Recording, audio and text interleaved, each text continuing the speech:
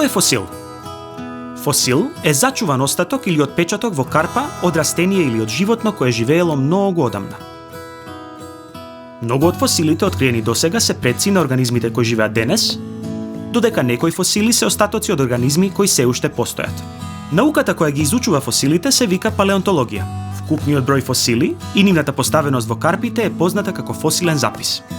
Најголемиот дел од нашето знаење за еволуцијата доаѓа од проучувањето на фосилите, што значи дека тие се навистина важни. Но како тие настануваат?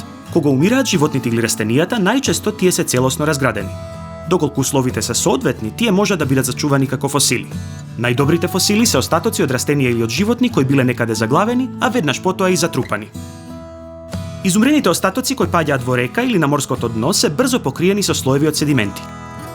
Со текот на времето, слоевите се повеќе се таложат, па седиментот со фосилот тоне се подлабоко. Во меѓувреме, минералите продираат низ седиментот и ја кристализираат неразградената органска материја од фосилот. Овој процес е наречен терминерализација.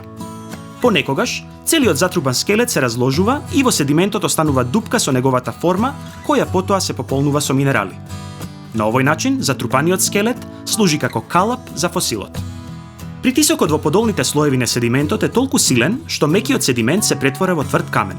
Милиони години подоцна оваа карпа може да се издигне на површината на земјата и ерозијата и земјотресите ќе го откријат фосилот. На овој начин може да бидат создадени не само целосни фосили, туку и фосилни отпечатоци. Фосилните отпечатоци се фосилизирани траги од животни или од растенија. Ова вклучува траги од стапала, измет, дури и од удари од гром. Уште еден начин на формирање фосили е кога жив примерок е покриен со слој од непорозна супстанција како килибарот. Килибарот е смола што била излачена од некое дрво пред милиони години и се фосилизирала.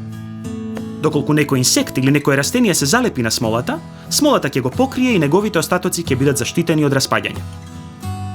Фосилизираните остатоци од растенија и од животни создадени на ист начин може да се најдат во мочуриштата со тресет, јамите со катран или во мраз. Во ова видео научивте што се фосили и фосилни записи. Видовте различни начини на кои се создаваат фосилите и ја научивте разликата меѓу цел фосил и фосилен отпечаток. Дали некогаш сте виделе фосил? Дали има некои фосили во местото каде што живеете?